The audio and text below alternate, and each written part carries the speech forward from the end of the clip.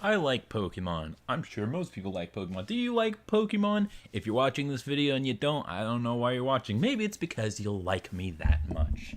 If that's the case, then that fills me with a lot of joy. Anyways, there's going to be a new Pokemon Presents tomorrow. It's probably going to suck. It's going to be filled with a bunch of mobile stuff, and even if they announce a new game, I think it's too soon. I don't really see, other than like Nintendo Switch Online, any value into what they could possibly announce. They already talked about the DLC in a direct that was pointlessly shoved into the beginning of that. So I'm not going to be interested in that video. So instead, why don't we watch something that's infinitely more entertaining, and that is watching my terrible Pokemon opinions, and then you can get mad at me. That's exactly what I love with the Pokemon fan base, because this Pokemon fan base is very tolerant, very loving, very accepting towards other opinions. So that's what we're going to do today. We're going to be ranking a couple of things. We're going to be ranking the starters from S to F, all of them, and then we're going to be ranking every game. Now, these are the ones that I haven't played, and these are the ones that... Come on, guys. That's not a game. I will put Pokemon Home in S tier because it's really helpful, and when they added the compatibility with Scarlet and Violet, I thought it was really cool. But actually, it's F tier because it's a scam. Dude, it's not a game. It's not a. Stop it. You're being fucking cringy. Stop. Goddamn. Stop it. No. What are you doing? So we're gonna start with, I think, a little bit more controversial, the starter tier list. I don't know why, but whenever I post my tier list for the starters, it always gets people really mad. And I feel like, while I don't have like objectively correct opinions, I always feel like my opinions are fair when it comes to the starters. I think I know one or two placements that spark the anger with people, so we'll talk about that in a second. But, you know, we're ranking the starters, not Pikachu and Eevee. They are not starters. Shut the hell up. Shut the fuck up. I say shut the hell up. What are we, pussies? No. Anyways, first we gotta start off with Generation 1. Clearly the best. Also, I'm not going to use the music because it'd be too obvious for my second tier list. Anyways, we start with, obviously, the best roster when it comes to Pokemon. Generation 1, obviously, right? I don't know. So, we first start with Venusaur. Now, everyone says that Venusaur is the least good of these three, except if you're a weirdo, but I'll talk about that in a second. I like Venusaur. It's like a weird frog dinosaur. It's got like this plant on its back, but it's not as overkill like with Torterra.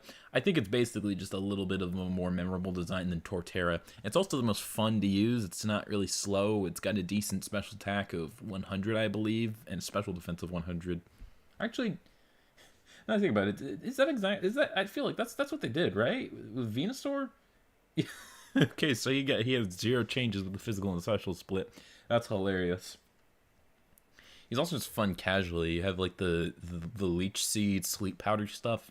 It's not the best way of dealing with things, but it's cool. There's also the toxic leech seed, which some people are complaining, pointed out. Actually, Charizard can do as much damage as that. It's like, okay, but it doesn't look as flashy. It's like me playing Mii or Banjo. Sure, their combos are not very good, and I should probably just play Joker or Pikachu, but fuck you, this is cooler. This is more fun to me. So, you know what?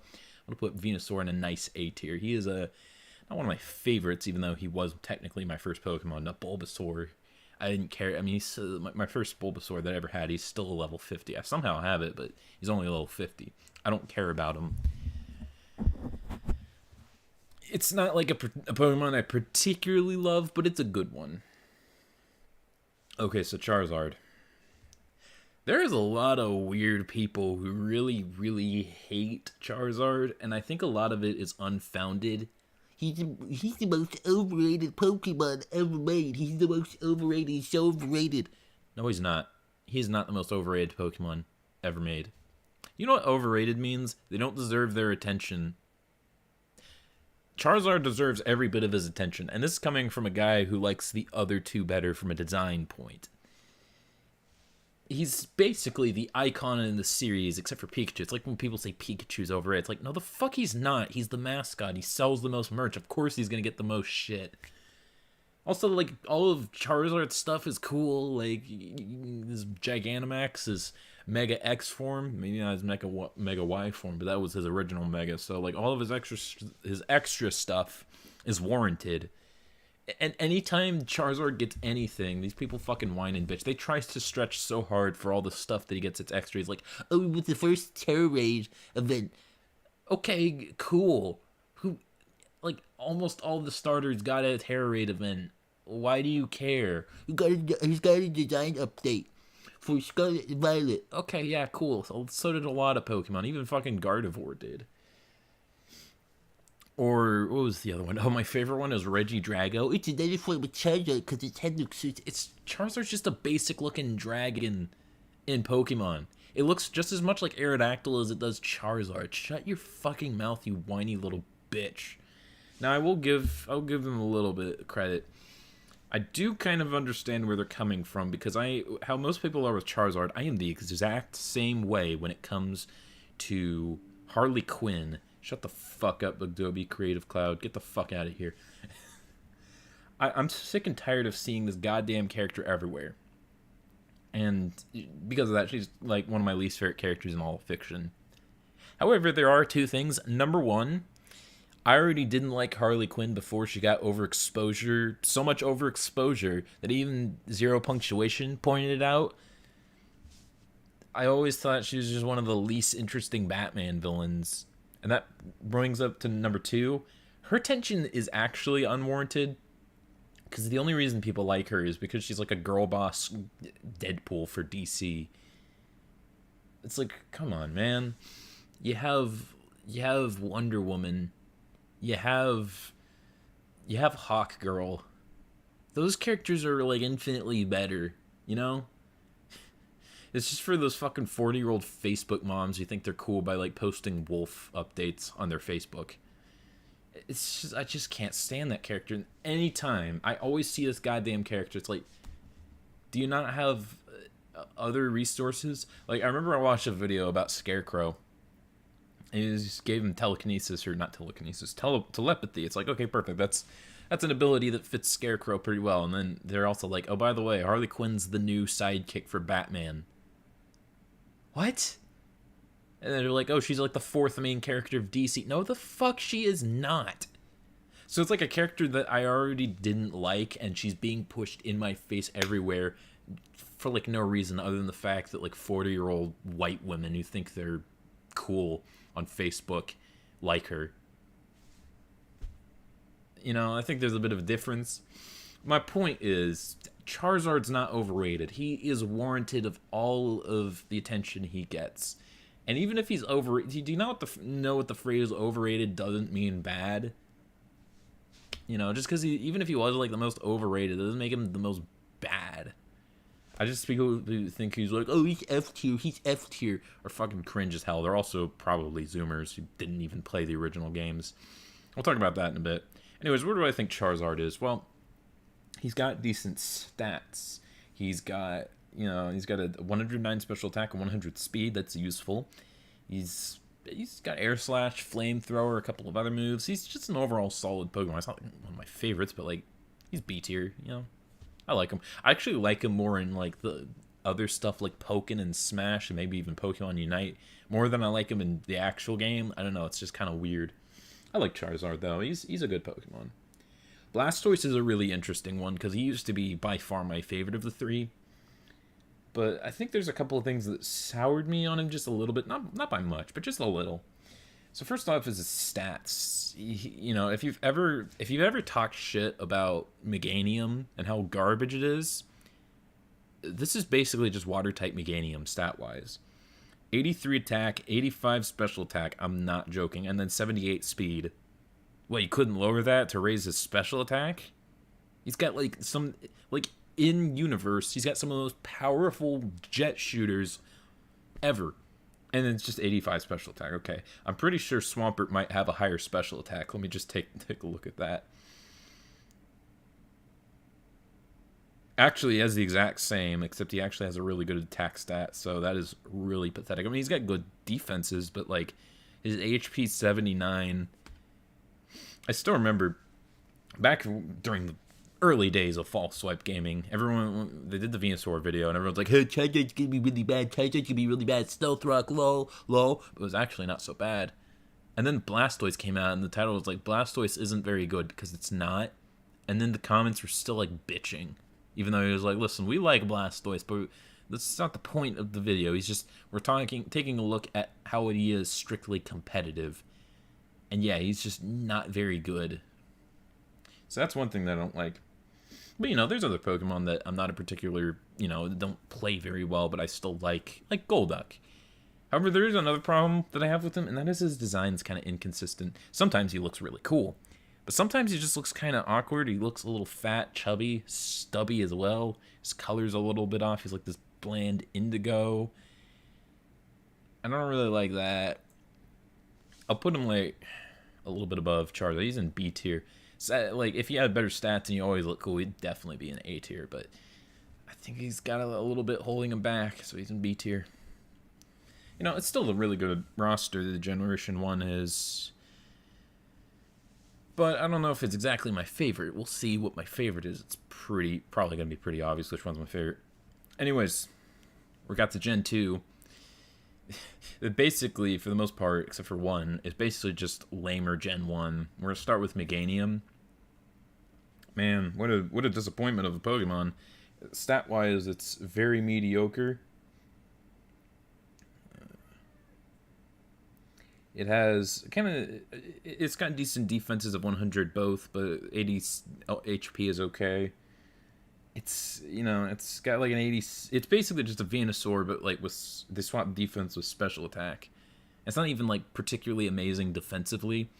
Its design's a lot more bland than Bayleaf. I actually think Bayleaf looks cooler. I think the only time I tried using it recently was a playthrough of Pokemon Coliseum because I was tired of using one particular Pokemon. And I didn't like it. I'm not going to put it in F tier because the design's not so bad, but, you know, D tier, it's just a very, very average, below average starter. Next, we got Typhlosion. This might be the first controversial ranking, but not a particular fan of this one. It's not a bad Pokemon, but it's not exactly what I would call amazing. Design-wise, I think the Fire Neck is decently cool, but, you know, it's not like amazing. And other than that, it's a very average design. And stat-wise, it's like the exact same as Charizard, so it's basically just diet Charizard. I mean, it doesn't have a weakness to Stealth Rock if you're a competitive loser, but Charizard doesn't get hit by earthquakes, so, and because that's flying, I think it's a bit more useful, so. I'm going to put in C tier, actually. I'm not a particular fan of Typhlosion. I've never once wanted to use it, because anytime I'd want to use it, just use Charizard. I'll give it this. It's by far the best objectively when it comes to Heart Gold and Soul Silver. It's everyone uses it over Feraligatr because you can get a shiny Gyarados and Meganium. So I'll give you that. But speaking of which, I do, you know, this is technically my first starter, but this was my first real starter. Crocunoff from Pokemon Coliseum. First off, gators are my favorite animal, and he's a very nice and cool-looking gator.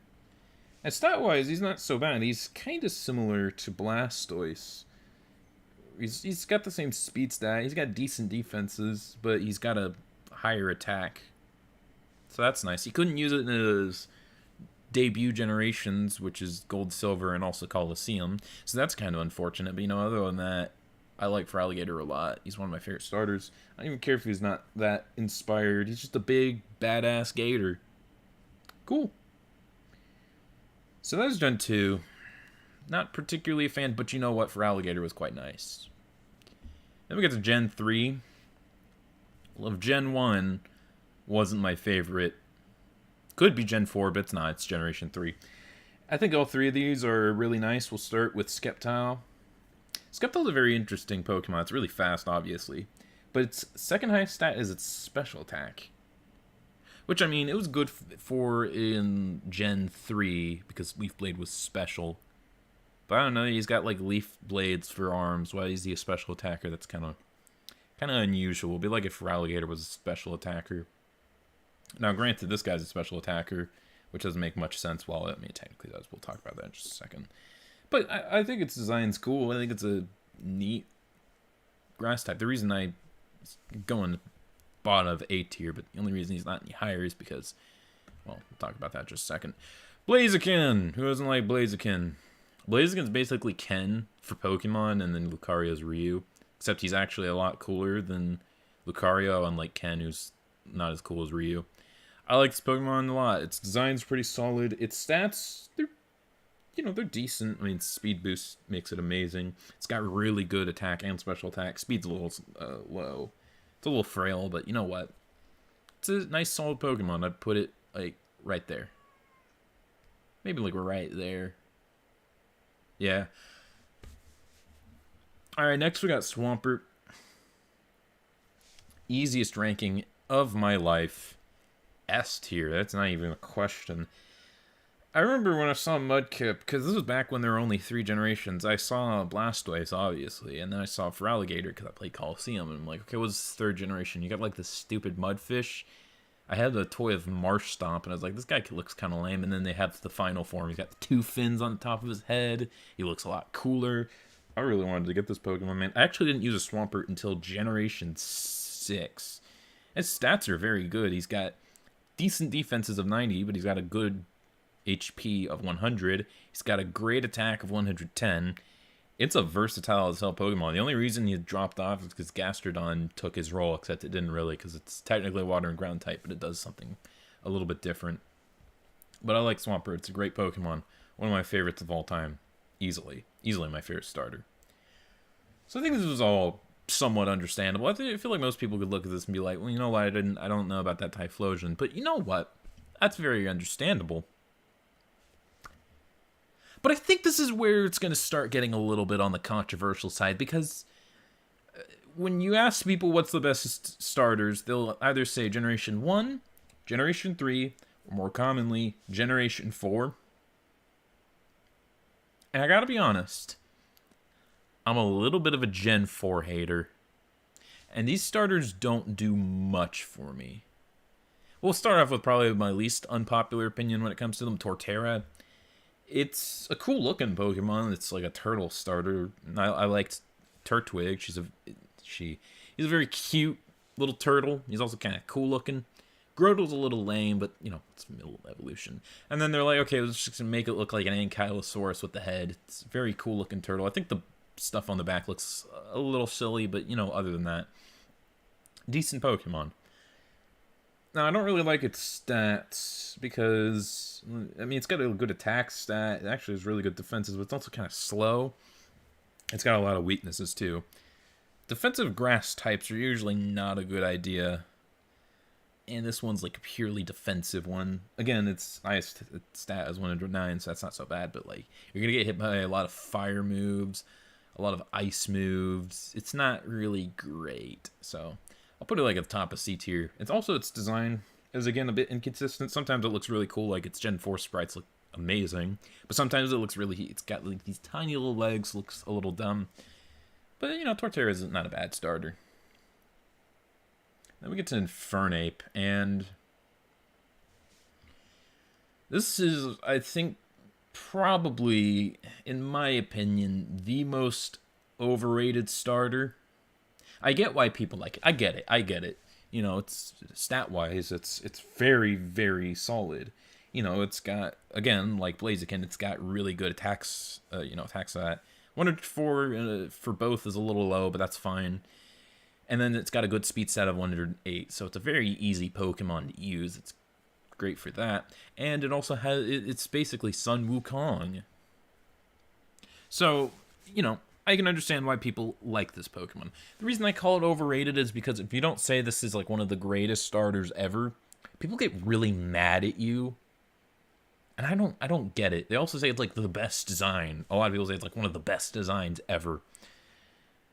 Like, anytime I don't, like, give Infernape the special treatment on, like, anything where, you know, I could talk about how good it is, people get mad, like, especially towards Infernape. They do it for a couple of other Pokemon, but they do it especially with this one. And here's my problem with this Pokemon. Number one, I think it's a bit over-designed. You know, people complain about Emboar being an over-designed Pokemon, which is fair, it is, but this one also is. it's got a lot going on, and I don't think it's really that cool. I think the only design I like about it is the fire head, but other than that, it just leads into my other problem. It's a monkey.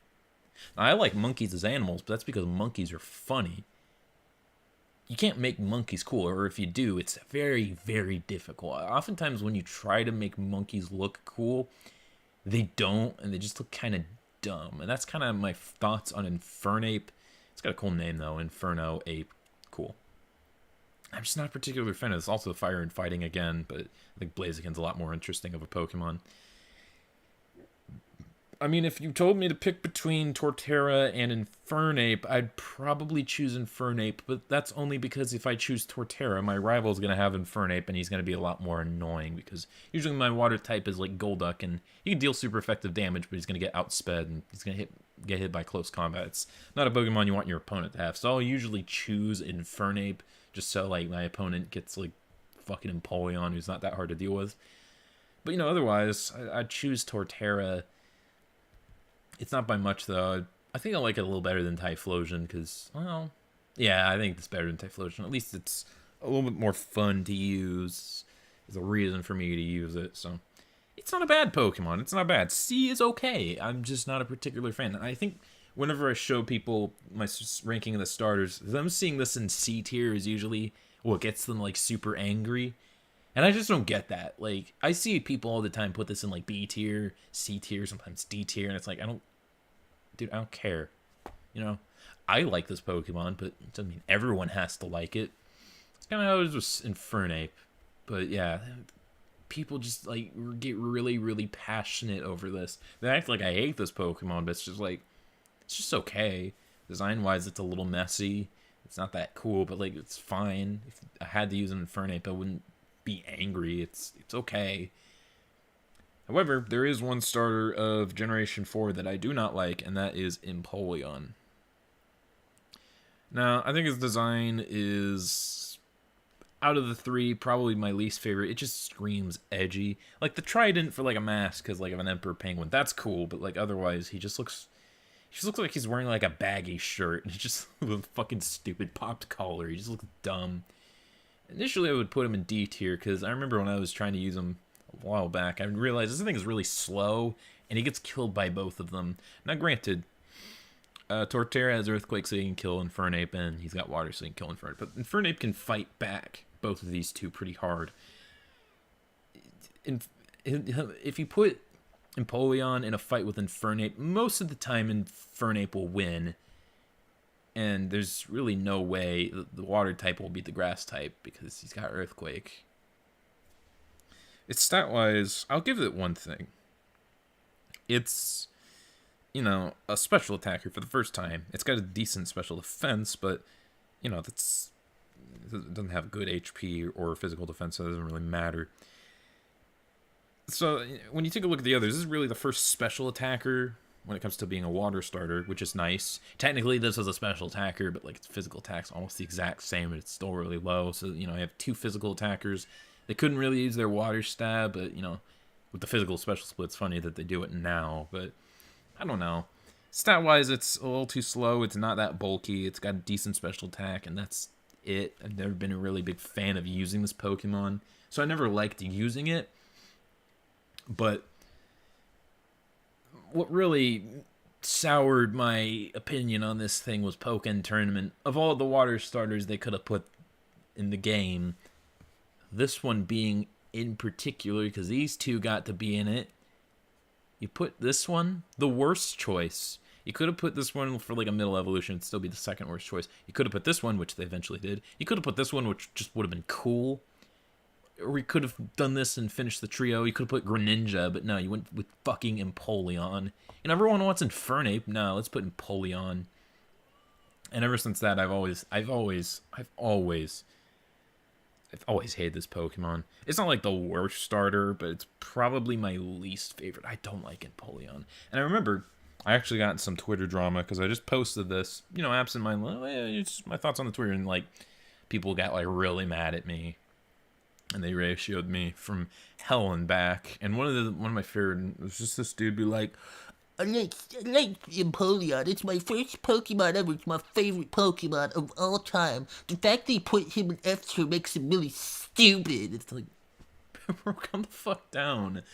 I know that like no one hates Rhydon or Bisharp or even Swampert as much as I hate Empoleon, but if someone happened to and said it was like their least favorite Pokemon, it's like, okay, does it really matter? Like, does it really matter? I could be like, well, I disagree with that quite a bit, but like, I wouldn't like go out of my way of fucking attacking the dude because of like, the closest I can relate to this. I remember I watched the video. It was like, I think it's deleted now because it was terrible. It was the top 5 most overrated and underrated Pokemon, and number 2 was Feraligatr. And the only reason he was on that list is because he was a hardcore Meganium fanboy. He was just ripping and shredding into people who like this Pokemon. And it's just so obvious. This dude was a Meganium fan. It's like, dude, you're acting like a fucking asshole. You look ridiculous. So, like, I can kind of see it with that. But, like, all I did was just, like, I'm not a particular fan of this. Listen, I think it's fine if you like this Pokemon. I think it's fine that you have like it's like your most prized and cherished Pokemon of all time. That's fine, but not everyone's gonna have your experience. That's the thing with Pokemon. There's like 800. I think there's 1,000 Pokemon now at this point. Not everyone's gonna have the same experience as you. So like when someone doesn't like the things that you do, and be like, oh, when I was a kid, this was my favorite Pokemon of all time. why do you have to act like a fucking tool over it? It's like, okay, great, good for you.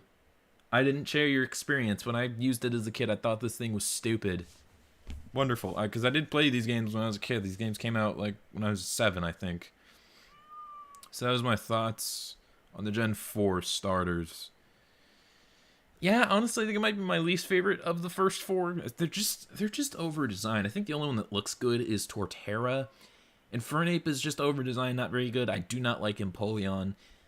It's kind of a difficult choice between picking a starter for Gen 4, but I just end up never using them. There's only one other generation where I do that, so we'll talk about that in a second. But before we get to that, I'll just take a bit of a quick. I'll be right back.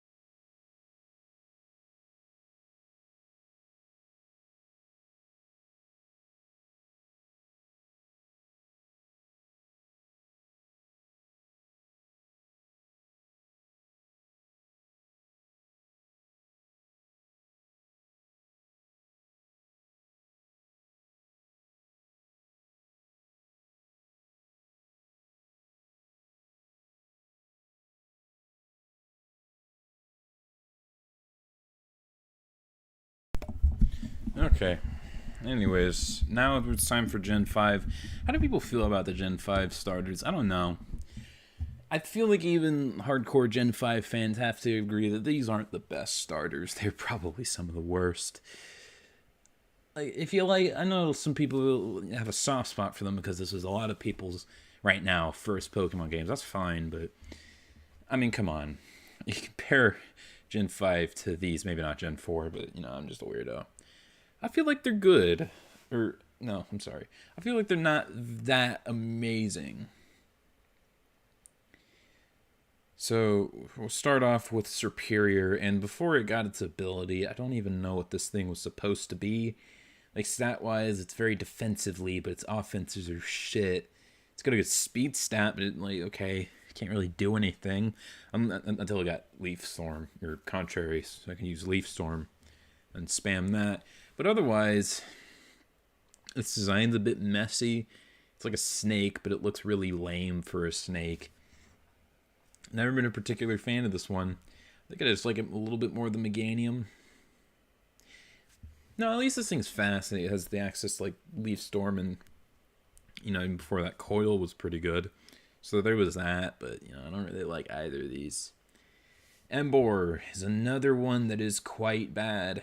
Like I said with Infernape, this thing is over-designed, but at least where I can see why some people would like Infernape, Emboar just does not look very good. Also, why is it a fighting type? Like, I know people complain fire and fighting, ha ha ha, but, like, these look like fighters. This barely does. They could have made it like fire and dark or something. No, I mean, its stats aren't bad. It's got a really good attack stat. Its defenses are good because it's got a really great HP stat. But, you know, other than that, it's not that great. I'm gonna put it like right there. I don't want to use this goddamn Pokemon. You can't make me. It's kind of a shame because you can make giant nasty looking pigs look awesome, like, you know, Ganon does that, but does not do that here. Samurott is, stat wise, it's also kind of because it's a little slow. It's got decent bulk, not great, but decent, and it's more like a mixed attacker. Again, he's got a higher special attack, which doesn't make much sense because he uses a giant sword. I feel like they could have put that special attack into somewhere else. Design-wise, I don't hate it, though. I actually think it's kind of cool. I know some people complain, though, it's not like the other otters. It's not like the other otters. But, I mean, it still looks cool, so I don't know. I quite like it. It's like a B tier. Yeah, I think it's right there. Decent starter. Gen 5, I don't know if it's better or worse than Gen 4. It's definitely, like, on average, not as good, but hey, it's got a good water starter. And I'm usually a water starter guy, although that's kind of tipped off over the years, but that's mostly because water starters are usually not as good. We'll talk about that in a second. Okay, so Gen 6 is, I always thought was a pretty good generation because it's like these little, they turned into like classes in an RPG. You got like the warrior, you got the mage, you got the thief, or like the ninja. I thought that was neat, and I thought they were pretty cool, but apparently this is not a very popular generation, but, you know. First we have Chestnut. Probably my least favorite of the group. Its stats are okay. I mean, it's got a good defense stat, but like its special defense and HP are kind of low. It's got a good attack stat, but it's slow. Its design is fine. Never been a particular fan of this Pokemon. It's not bad, but, you know, I think I'll put him like right there. Honestly, I think I'd rather use these two over Chestnut. But do I like him more than Typhlosion? I think I like Typhlosion a little bit more. Yeah, it's okay. It's an okay starter. Then we got Delphox. This might also be a bit controversial because people do not like this starter. And you know what? I understand why. They think it's fur bait. They think it's stupid. That's all fair. And even if you're, you know, not into that kind of hate, a lot of people also think its design just looks terrible in 3D, which I'll give you credit. Yeah, it kind of does, but I like this Pokemon for a couple of reasons, and the main reason for that is it's a Psychic type starter, and I really like Psychic type. It's my favorite starter, but also, or it's not my favorite starter, it's my favorite type, but also, it plays like how I'd expect from Alakazam, which is my favorite psychic type. It's very fast, it hits really hard, it's a little frail. This thing's stats not quite as good as Alakazam, but it's got a 104 speed stat, that's still really good. 114 special attack, that's pretty great. It's got a 100 special defense. I feel like they probably could have made that 90 and made its speed stat also 114. That could have been cool. And then physical defense isn't bad. It's still better than like Gardevoir or Alakazam. And funnily enough, I think its design is kind of a mixture between Gardevoir and Alakazam, which is kind of funny. So this might be a bit of an unpopular opinion, but I actually quite like Delphox. It might be my favorite of the three. Put it above Skeptile, because I used it on a playthrough, my recent playthrough of Pokemon X, and I quite liked it, actually. Then we get to Greninja, which I really liked this Pokemon back when it came out, because it's a ninja frog that's really cool. It's got like its tongue as a scarf that's creative. I know some people didn't like it because, it doesn't look like it's pre-evolutions, but I don't really mind. I think design-wise, it's pretty damn neat. And it's also got pretty good stats. It's a mixed attacker and also insanely fast. And of course, it's also got Protein, which is a broken ability, and also has Battle Bond. Greninja's a cool Pokemon. I think it's the cooler, in my opinion, cooler Charizard. I think he's also an A tier. I think because he's a water type, and I like water types better, he's a little higher than Skeptile. But, I thought Gen 6 was pretty cool. You got some 2 decent, fun-to-use starters. And you got Chestnut, who's okay. Who's fine. But, on the whole, I quite liked this Pokemon. Next, we have Gen 7. And this is going to be a bit of an interesting one, because a lot of people say that this is actually one of the worst, because you will never meet a person who likes all 3. Well, now you have, because I do actually like all 3 of these. We're going to start with Decidueye. Funnily enough, this might actually be my least favorite. Not because it's bad by any means, but I feel like this thing was trying too hard to be like Greninja 2.0. Design-wise, it's pretty cool. It's also a ghost type, which is interesting. I feel like it's a bit unnecessary. I think it's because it's like based off of a prehistoric owl. I feel like that's a bit forced. It's like Robin Hood. It's like an archer. Design-wise, it's cool, and I like the green that they use for it. But my issue with it, other than the fact that it's trying way too hard to be like Greninja, is its stats. I don't know what they're going for. He's got the physical attack, even though he's a ranged Pokemon. Now, granted, his ability, Long Reach, which is actually his hidden ability, all of his physical attacks won't make contact, so you could use like Grass Knot. Actually, I don't think, or like Shadow Claw, and you won't get hurt for that. That's kind of cool.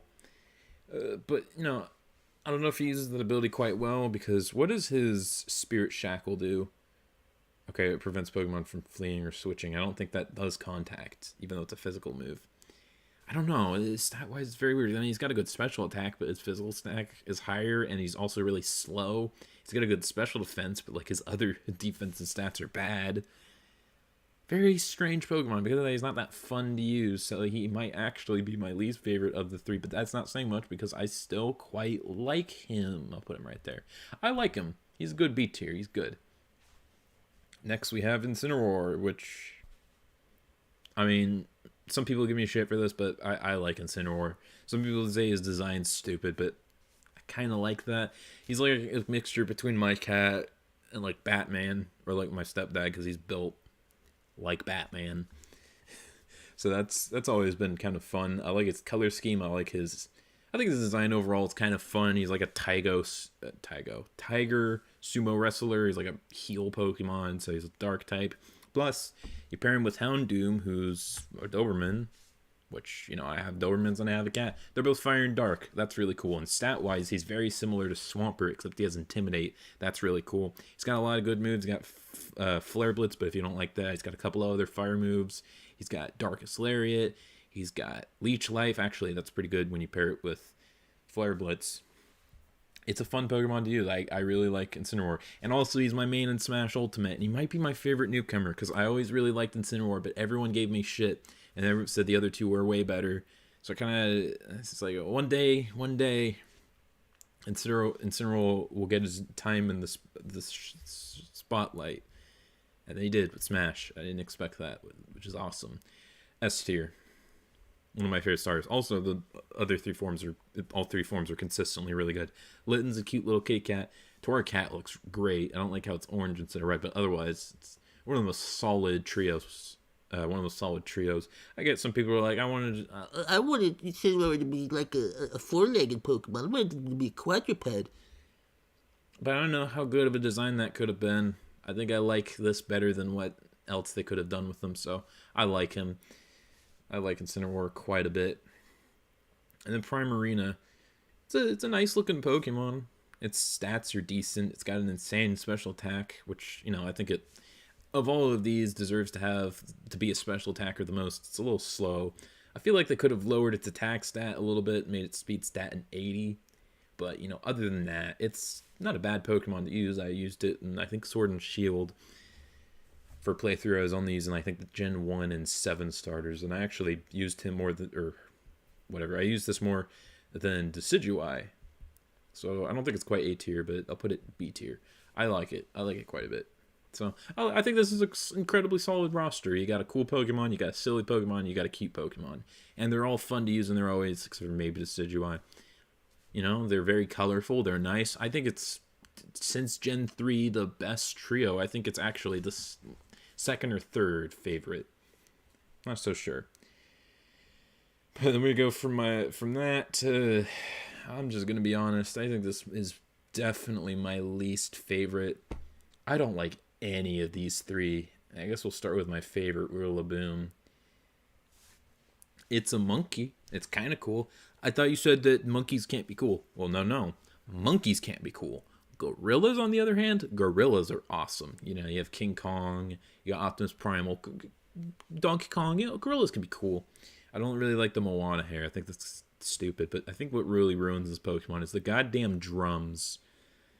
Stat-wise, it's not so bad. I mean, it's got a really good attack stat, and I think it's hilarious that he actually is faster than, despite the fact that this is the slowest of the three, he's actually faster than the fastest of the Gen 7 starters, which is Decidueye.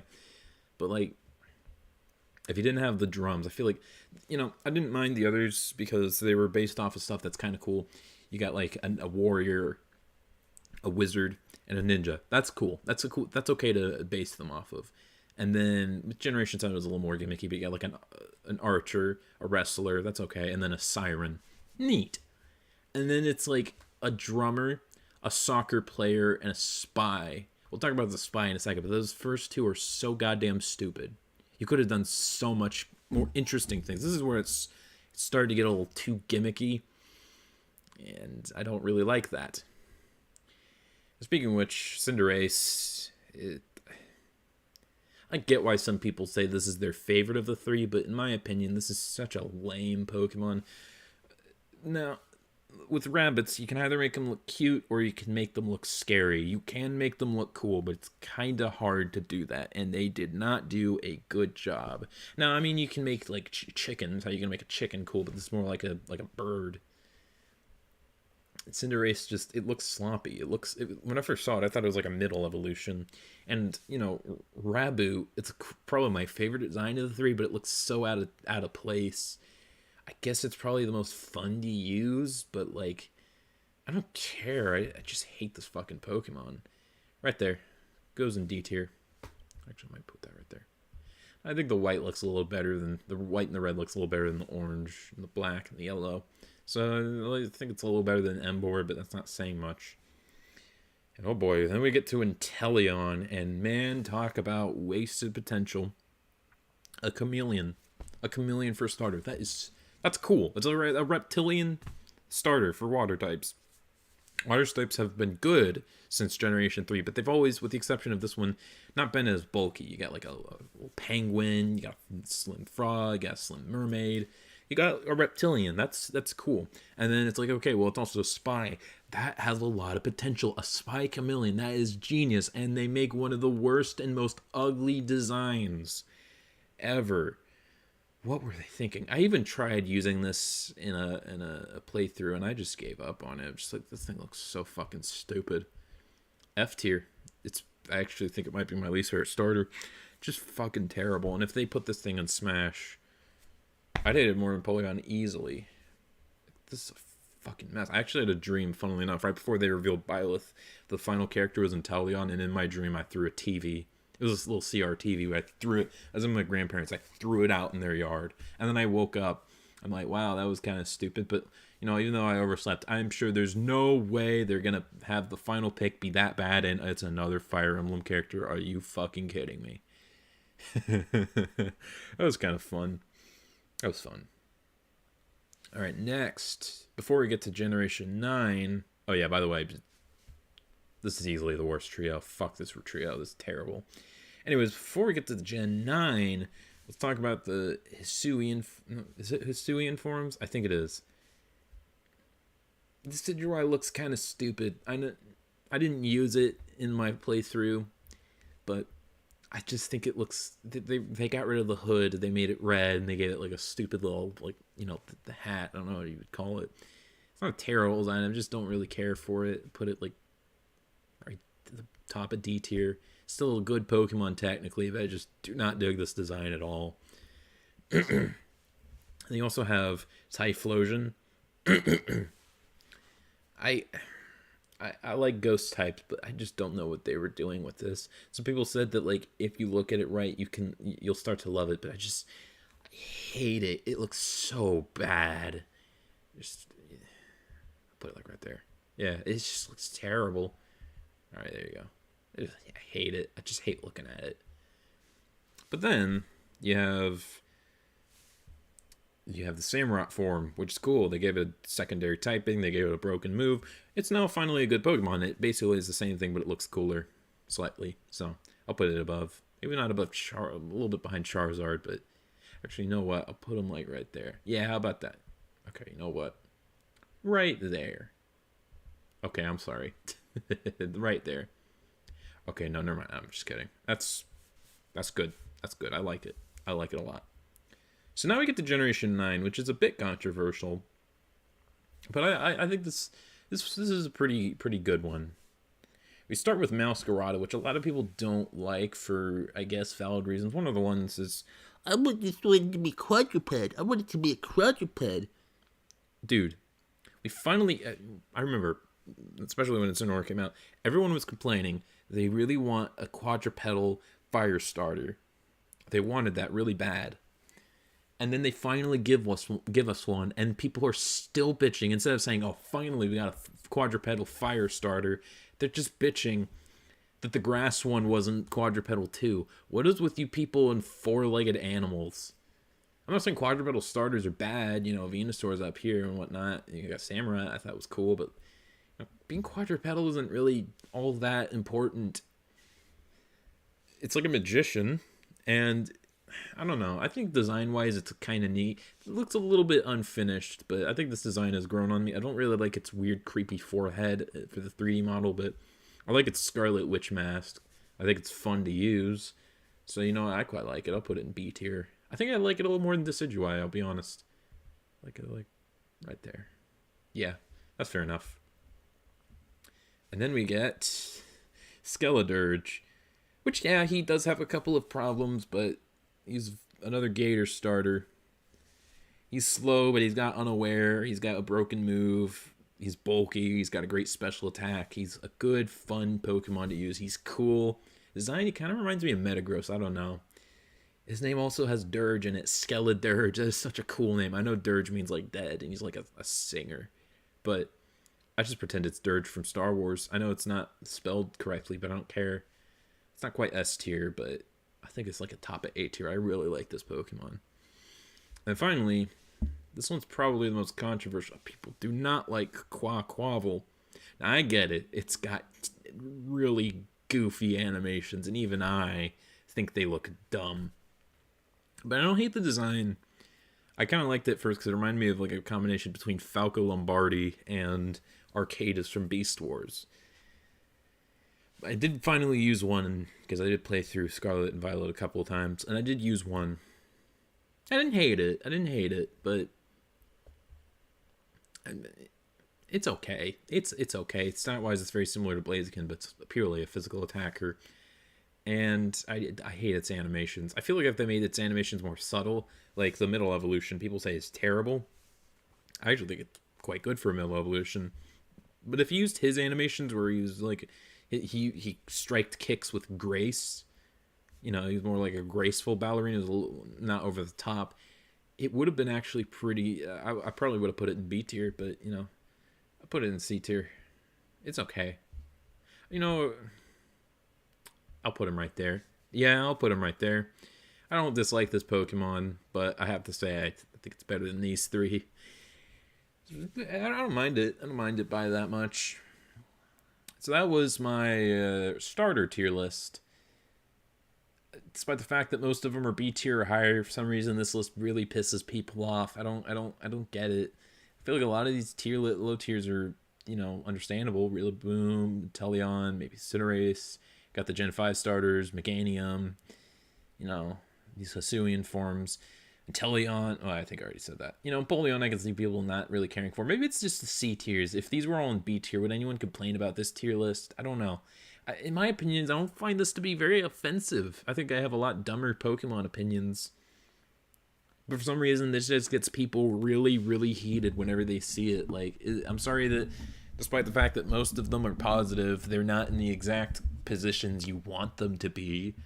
That's the whole point of, you know, being a fucking human and having different opinions, and the fact that there's like 1,000 of these fuckers, I think it's fine. Now let's talk about the Pokemon games, where I would rank them, and we're gonna go just like with the starters, we're gonna go in order of release. So we're gonna start with Red and Blue. Now, a lot of people don't like this game. I think it's fair.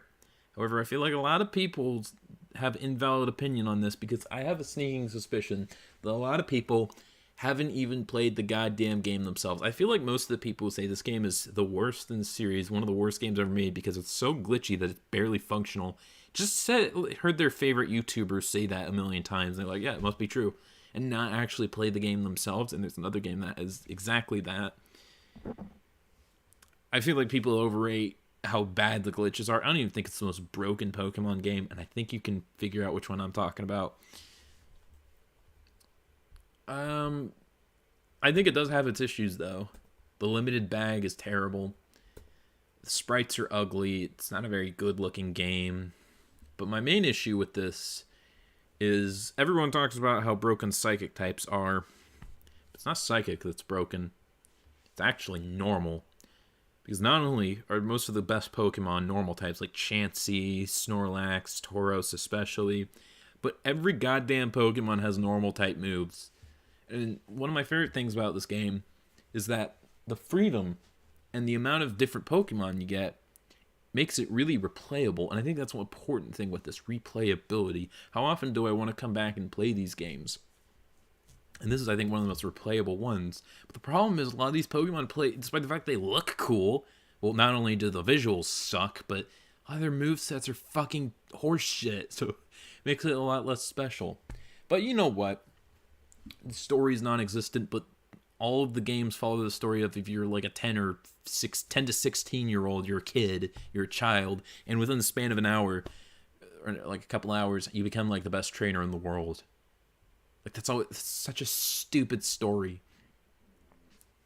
And if you're gonna go by that, I feel like no story is the best way to go. So, in my opinion, the real fun about these games is the exploration, the fact that you can do things in different orders each time. It's a fun region to explore. There's a lot of good locations. Ooh, this region is very forgettable. Oh, there's only a couple of places I like the Pokemon Mansion and Lavender Town. That's a cool opinion. Did you get it from Fawful's Minion or another YouTuber? Yeah, shut up. It's one of the most memorable locations, so I think I'm going to put it in B tier. It's a good game. You can play these games and enjoy it, and I feel like you won't encounter most of the bugs. Maybe like the 1 in 256 glitch, maybe the badge boost glitch, but like you won't even notice. If you don't know about any of the glitches, you're not going to come across most of them, you know? It's a bit outdated, but that's just because there's better ways to play Red and Blue. Just like Yellow. Yellow's the perfect example.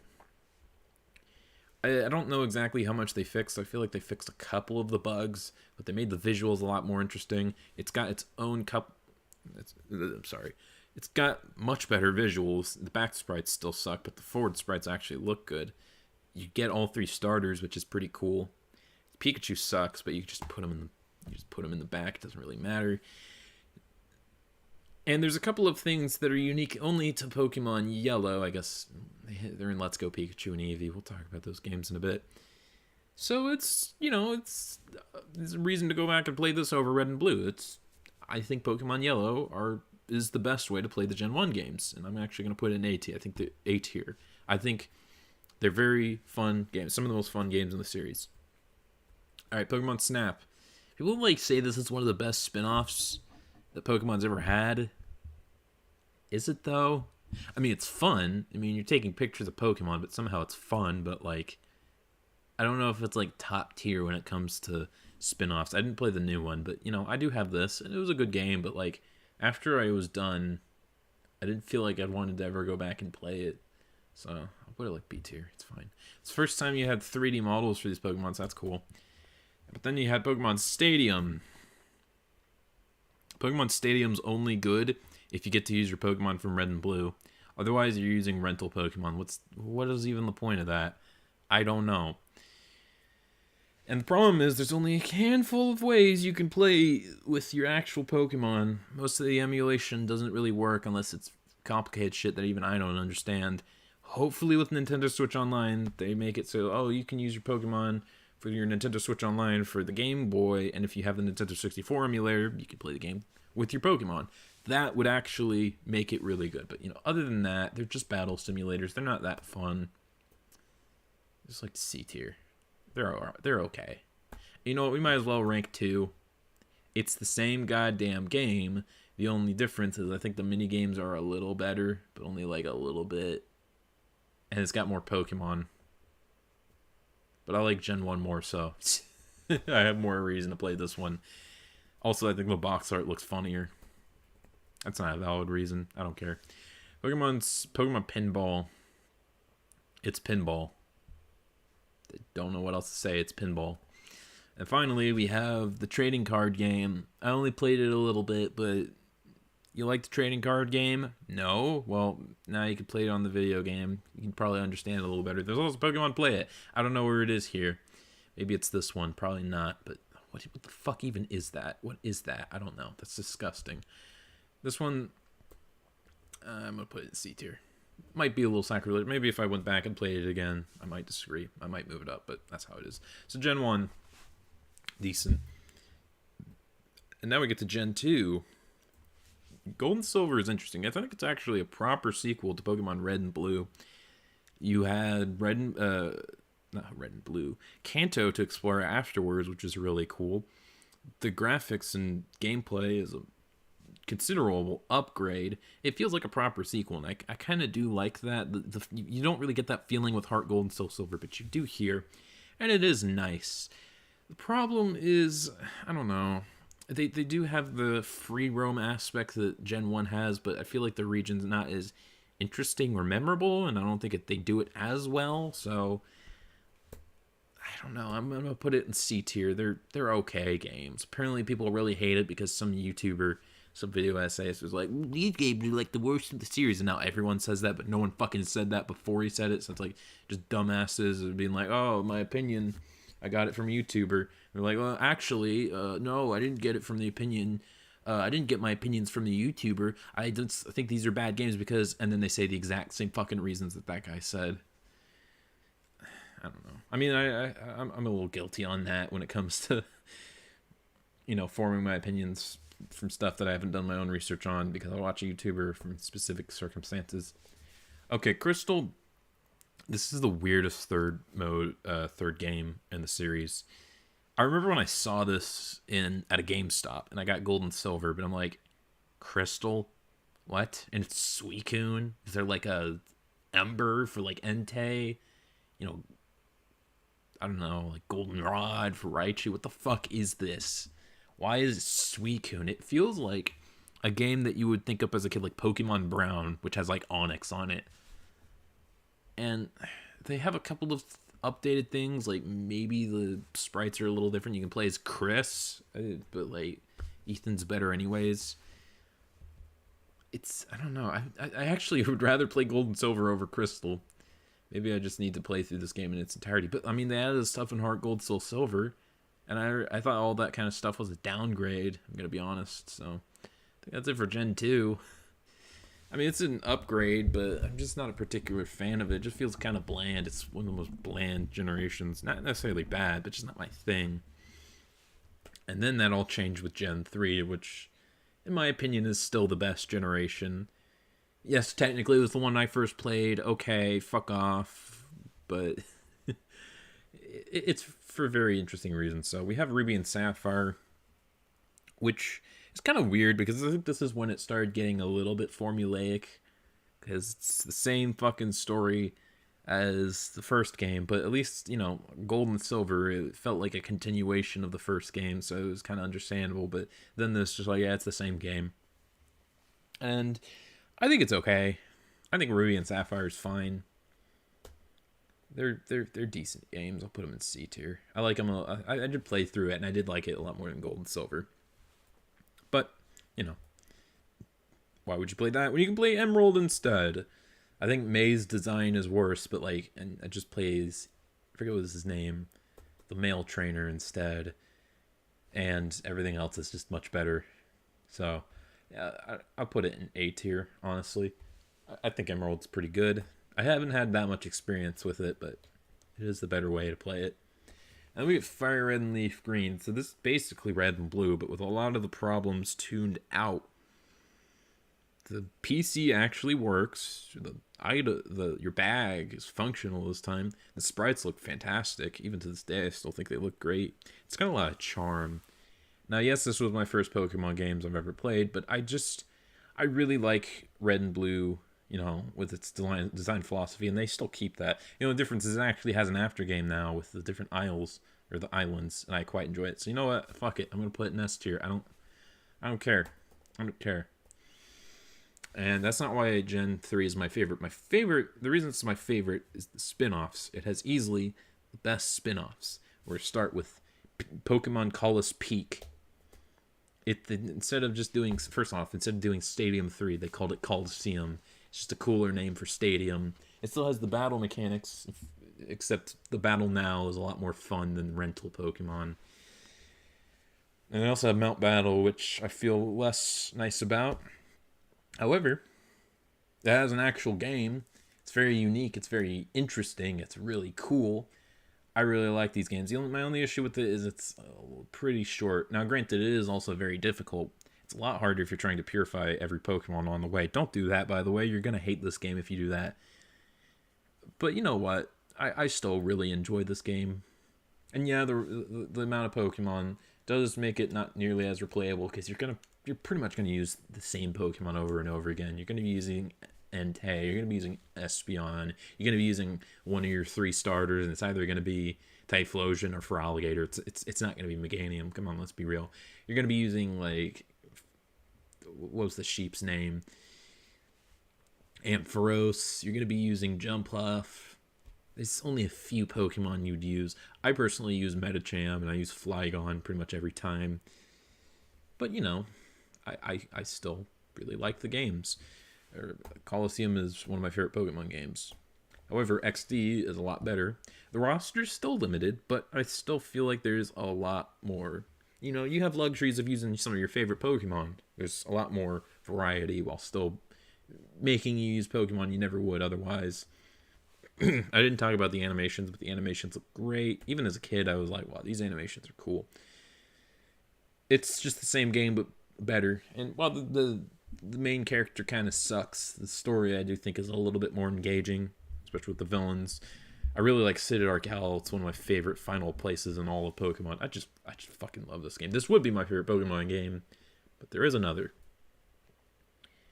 Okay, so then we also have the Mystery Dungeon series. The Mystery Dungeon series are considered some of the best spin-off games, or just games in the series, and I think I like this game a little bit more than this one in particular, differently than why other people would. People think this is a great game because the story is really engaging. It's not really. It's got likable characters, but the story is kind of average, and the lesson is basically, hey, you fucking idiot, stop feeling sorry for yourself. Stop feeling sorry for yourself. Stop it. They push that over in your face so much, it kind of got on my nerves as a teen. But why I really like this game is it is one of my favorite after games in all of Pokemon. See, a big criticism is that your partner stops following you, and you just every time you switch your leader, you just switch out to whatever Pokemon you're currently using. Now, some people don't like this, and it's very fair. They grow attached to the main characters. However, I feel like they're a bit more uninspired this game, so I don't feel bad when they just become background characters. You know what I mean? The reason I like it so much is because it's just really cool. You have all these you get to play as Pokemon. You can play as any Pokemon, both in the overworld and in game. You know, as much as I like Explorers of Sky, making Pokemon leaders didn't feel as good. You know, I felt like I was always using my main two characters, which, you know, fair enough. We'll talk about that game in a second. But the hunt to not only get every single legendary, but every single Pokemon, I have never had more fun in a Pokemon game, other than maybe one other game, which we'll talk about in a bit. So for that reason, what the hell? I'm going to put it in A tier. I quite like these games. But here's the problem. I have to use cheats. Like, I have to turn off the belly segment, the belly. I don't know why that's even a thing. It's all about exploration. No playthrough of dungeons are alike. No two playthroughs of a dungeon are alike, so why restrict exploration with the belly feature? It's stupid. Also, I feel like they're kind of difficult games, and they are also really annoying to grind in the higher levels. So evolving them is kind of annoying. Evolving Pokemon's kind of annoying. But, you know, other than that, if I'm playing on an emulator and I have, like, specific cheats, the most fun you'll ever have with any Pokemon game, in my opinion, I quite like these games. Quite a bit. Quite a bit.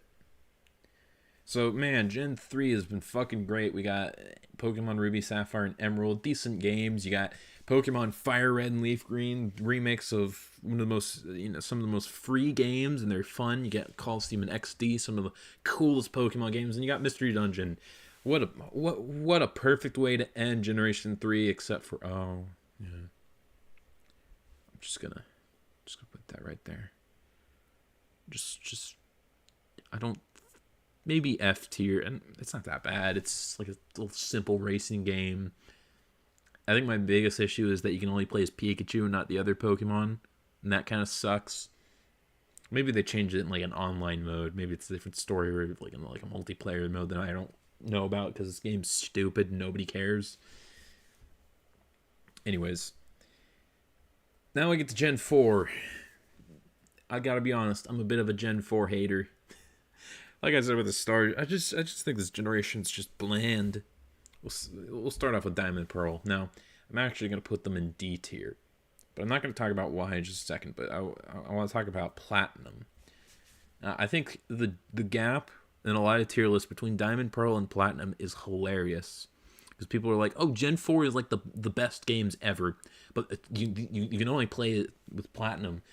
Diamond and Pearl are just terrible. There's like 2 fire types you can use, even though you're always going to be using one anyways. And it has a couple of other problems that I don't really remember that were fixed in Platinum. But they're at the end of the day, they're still very similar games. And the problem with these games isn't that there's like no fire types or whatever problems people had with it. It's that it's bland. It is the most bland Pokemon games in the franchise. There is nothing memorable about these games. Now, for people who this is their first games, that's fine. But even as a 9-year-old, I always found these games to be so boring. I'll give it this. I really like the game's soundtrack. It's very unique. So I do like that aspect. But like otherwise, dude, this game is just, even Platinum, the one that I played as a kid, it's so average. Plus, it doesn't even have the version exclusives. I know Emerald didn't have some of them either, but like, come on, man. Not a particular fan. I'm going to put it like right there. Yeah, I don't like Platinum. I don't like any of these Gen 4 games. And then there's Heart Gold and Soul Silver. I mean, it's just Gen 2, but better. But even still, and this is not going to make any friend. I'm not going to make any friends with this placement, but at this game, I don't even particularly think it's all that great. I mean, it's got the Battle Frontier. Cool. But other than that, And it's just decent games that were made slightly better. You know, I feel like the other remakes have more to do after game. Ooh, I don't like Overrated. You got rid of the battle frontier. You got rid of it for the battle method. Okay, but like there's so much other stuff they added that was so much more interesting than the battle frontier. So I don't care. You know, you got the soaring mechanic, you got all these new places to explore. You get 7 goddamn islands with this one, and this is just like you get auto run, you get Pokemon that follow you. Those are cool mechanics, but like, does that make them the best games? I don't know. Maybe it's because I lost this game fairly early on after I beat it as a kid, but I don't know. These have never been my favorite games. They're not bad. C tier is okay. I can play them and be like, yeah, that was an experience. I thought it was fine, but like, I don't know. Okay, then we get Battle Frontier. It's Pokemon Stadium, but worse. Its animations and soundtracks are better, but like otherwise, C tier. It's just not that great. Not that great. And we got Ranger. I don't feel like I should rank this one properly because I only played a small portion of it. I had this game as a kid, but I never got very far with it. And because when I replayed it on an emulator, I found it to be pretty nostalgic, but I didn't really have fun with it either. Yeah, I'm not a particular fan, honestly. Ranger's not great. So I've been slandering Gen 4 a lot. I thought the starters were pretty weak. I thought the games were pretty mid. But there is one thing I won't dare slander about Generation 4. The Mystery Dungeon games in Gen 4 are easily the best games in the franchise, and it's not even a question. You know, where's the effort that people have towards Infernape as a Pokemon, I feel like these games have. But genuinely, it is.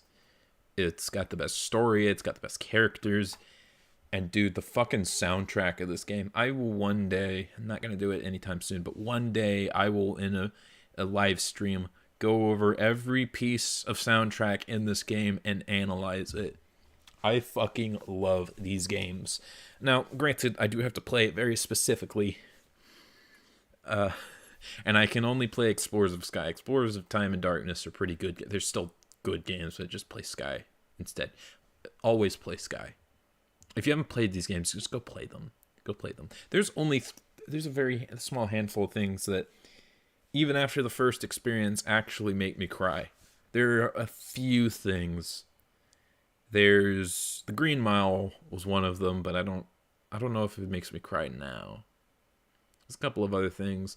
Up is a big one. You know, the more I watch it, the older I get, the more I cry. That scene. No, not the first 10 minutes. The other scene. And Logan. This game is one of those few things. Especially, I think the soundtrack after you beat Dialga is some of the best in gaming. I fucking love this game. I love this game. I remember some dude, he was like a hardcore like music theory guy. He was just reviewing this game's soundtrack, and while he was just talking about how cool the soundtrack was from a technical standpoint, I was just do you know that one meme of Anthony Fantano where he's bawling his eyes out while he's listening to a song? I don't remember what it was. That was actually me. That was fucking me. I even rewatched it. This is me again. I love this game. This game means a lot to me. And it's not even because I grew up with it. I think my younger brother had Time or Darkness was one of those two. We didn't get very far. I think we got to Mount Bristle. But when I played this game, I still remember when I played this game on emulator, like, oh yeah, Mystery Dungeon, back in like 2015, late 2015. These games, that's kind of cool. Let me go back and play it. And I got to the end. I was not prepared, man. I was not ready for that fucking ending, man. And even to this day, some of the few games that I've actually coded and worked on hacking myself. I even added some portraits that I made. Before Sky Temple was a thing, I made portraits for both Swampert and Gardevoir, which are my starters every time I play through the game. I know some people were like, well, I don't like Pokemon that evolve. You shouldn't evolve your starters, but, you know, Especially my old playthrough that I had, which, I enlisted. They're very old and outdated videos. But one thing that I did was whenever it flashbacked, it would always be back when they were young. So by the end of the game, memories returned. You got just a little tiny Mudkip and Ralt on the beach, and then it flashes to the forward. It's just Gardevoir. With memories return playing, dude, that shit hits me so goddamn hard. I love this fucking game. This game is amazing. I think some of the dialogue's a little bit goofy. Kind of reminds me of Kingdom Hearts a little bit, and I should probably slap myself for saying that, but no, I still really like it. It's easily the best Pokemon games. So is Gen 4. It's basically the Pokemon Mystery Dungeon Explorers of Sky, the generation. Everything else is okay. I'm not a Gen 4 fan by any means, but I do quite like these games. I do quite like Mystery Dungeon, these games. And then we get to Gen 5. I can kind of understand why people like these more than Gen 4, but at the same time, I don't really like them. Now, you have to understand, I grew up with the exception of Generation 1, pretty much all three of the other generations at the time. I got Gold. I got a copy of Pokemon Gold as a kid. I had a lot of Generation 3, and I grew up with Generation 4. So I was aware of most of Pokemon. I didn't play Red and Blue, but I played Fire Red and Leaf Green. It's the same thing. So at that point, even as a 10-year-old, I noticed that this generation took a sudden turn, and it's never really changed. People say that Pokemon died with Generation 6. I make the argument it died with Generation 5. It introduced a lot of stuff that later games really suffered from. First off, the fucking dialogue and the story and abundance of cutscenes. It's bad in some of the later games, especially a certain one, but it is also pretty bad in this. I was just like, okay, stop fucking talking. This dialogue is garbage. Even as a 9-year-old, I can tell that these characters in dialogue are fucking bad. And the problem I have with this game is that it's so linear. I used to really like Pokemon Black and White, but that was back when I was using cheats to modify the Pokemon spawns, and that made the games replayable. But when you don't have that, then it's like I said, it's the region's easily the worst. It's an actual line. It's just a straight up line. And the Pokemon you get, first off, I don't really like the Gen 5 Pokemon. That's a personal thing. But what I don't like is the Pokemon you get. It's very, very small handful of stuff you get at the beginning of the game. Like with Generation 1, you get your starter, you can get your regional bird, you can get your regional mammal, and then later you can get a different regional bird. You can get Mankey, you can get 2 Nidorans. Most people pick the male, but female's still pretty good. You get the 2 bugs, you can get Pikachu, you can get a lot of fucking Pokemon in the first area. With this, you get your starter. You get like a shitty starter with the regional monkeys, which you're only going to use for the first gym leader, and that's it. It's like the stupidest gym leader, because if you just get that monkey, well, there you go. You beat it. You don't even have to try. You don't have to fucking try. And then outside of that, you get a regional mammal. You get another regional mammal. And then you get another regional mammal, but this one's dark type. It's still really bad. This section was so bad, it actually gaslit people for a while that what was it called? Stoutland was actually a really good Pokemon, but it's so average. But compared to Watchog and Liepard, it's so much better. Like, I actually quite like Unfezant. I think it's a cool Pokemon. There's a couple of other ones that you get there a little later, like Seismitoad, which are good. But man, I don't know what they were thinking, man. I think might be something stupid that can criticize the Pokemon you get before the first gym, but those are going to be a lot of your core. That kind of goes to show the abundance of Pokemon, the abundance of choice, and like I said, replayability is the key thing. And when the number of Pokemon you get is limited, and the replay value is so much more limited because you're going to go in the same place every time, and it's just a street pattern. It's just you go to a location, you fight the gym, you go to the next location, you fight the gym. It's just that over and over. Maybe you might come across like a dungeon that's pretty linear. They're not fun games to play, and I think if you were going to give everything up for the story, you better make a good story. And I'm not afraid to admit when they have a good story, even if it has flaws, like Explorers of Sky. I think the story is stupid. I like the idea where the villains are PETA, but the dialogue is terrible. The arguments they make why Pokemon battling are okay is so bad that for a while I unironically agreed with Team Plasma when all they had to do is, well, Pokemon are fighting machines. That's what they do. But they're like, well, Pokemon, they can choose not to be there. They could just leave if they wanted. but like, no, you literally have a Pokeball that used to capture them, and they try to break out when you're capturing them. It's just stupid. Like, made edgy teen-year-old me fucking side with Team Plasma because your arguments were so shitty. And I'm sorry to say it, N is the worst Pokemon. I don't get why so many people love him. He's such a dipshit. He is fucking dumb. Sure, I guess he's a bit more deep compared to the other characters, but everyone else is like a flat cardboard cutout, which is fine. They're still memorable. But then you have N, who's just this fucking edgy soy boy. I don't like, you're a fucking soy boy. Imagine my shock. No, but like, he's this fucking little prick. I've always found him to be so obnoxious. I swear to God, his fans are somehow even worse. I do not like Black and White. I think they are very one and done games, and they're not even that fun. Black and White 2, on the other hand, fix a lot of these problems. The story's a little better because it's less focused on. The region is still mostly aligned, but it's a lot more interesting. You get actually a really great selection of Pokemon because it's not just Gen 5s. And that's another thing, Pokemon Black and White introduced a limited selection of Pokemon, which, yes, to be fair, you can use them after game, but it's still the start of it. But these games don't really have that issue. I think they're quite good. So I'm going to put them right there. Black and White are good. If you're getting mad at me because I don't like Black and White or Platinum, I like Black 2 and White, dude. They are some of the best Pokemon games. So, fair enough. Can we shake? Shake? No? Alright, fuck you. Alright, so there is one spin-off they had, and I can't find it. I can't find it anywhere. I don't know where the hell it is. They don't have Conquest. How the fuck do you not have... Am I blind? Probably, but like, where's Conquest? Is this it? No, these are all Rumble games. I did play one Rumble game, but it was for the 3DS, and you had like your me as a king. I didn't really care for it, but I don't even remember which one it was, so I didn't even bother. I cannot find Conquest, and what did I just do? I don't know. Oh, wait, put that out. No, I didn't play those games. I did not play Poke Park. So you know what? They have a second version of Crystal anyways. Let's just pretend this is Conquest, okay? Okay, let's talk about Conquest. Because I actually didn't play Mystery Dungeon. I didn't even bother because I heard so many bad things about it. Where is it? It's right here. I heard so many bad things about it. I didn't even fucking bother. I was just like, no, I'm not even doing that. I'll get Super, though, because it's new. So let's just pretend this is Conquest, okay?